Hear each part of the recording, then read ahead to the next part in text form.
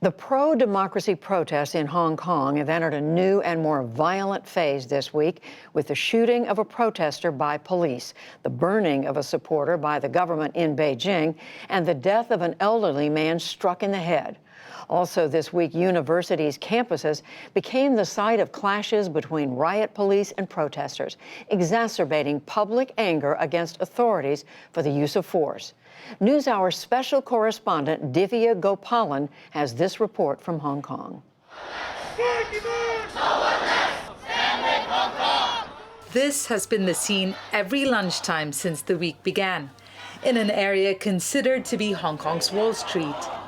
Many office workers have joined the protest movement, which has gripped the city for nearly 6 months. And once they leave, riot police take over, clearing strategically placed bricks on the road, trying to get the commercial heart of the city back to business. An uneasy calm on Friday caps off one of the most violent weeks since the protest movement began in June, prompting China's leader Xi Jinping to comment on the unrest for the first time, saying the continued radical violent criminal actions in Hong Kong have gravely trampled on rule of law and social order, seriously damaging the prosperity and stability of Hong Kong. And he added the Chinese government strongly supports the Hong Kong police in enforcing the law. But anger against the police have been growing, with many accusing them of using excessive force against protesters. Universities have become the new flashpoint, with intense confrontations between protesters and riot police, who fired tear gas, rubber bullets and water cannon, and protesters retaliating with stones and crudely made gasoline bombs. At the Polytechnic University, the campus has been turned into a fortress. We have been preparing a lot of offensive and defensive weapons.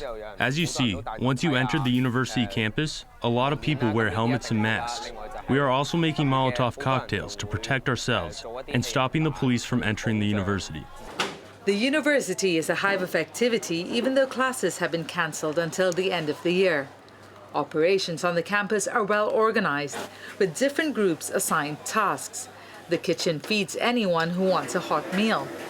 Among them are students, alumni, and those who want to help the mostly young protesters. Frank Wong is one of them, despite being on the government's payroll. As a search and rescue worker, he often works alongside the police and says he is concerned about the protesters' safety. The police force ordinance tells you that batons should never be used on the head. That can cause death, but that's what they do. So the question is, do the police want to apprehend the protesters or kill them?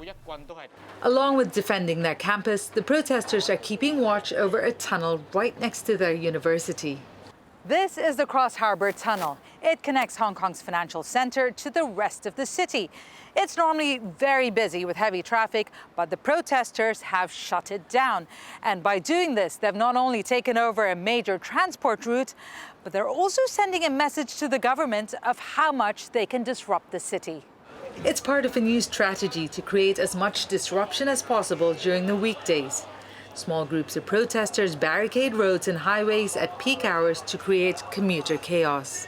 If they can't go to work, and maybe it will have some pressure for the enterprise so that they can give more pressure to the government. The action has proved effective.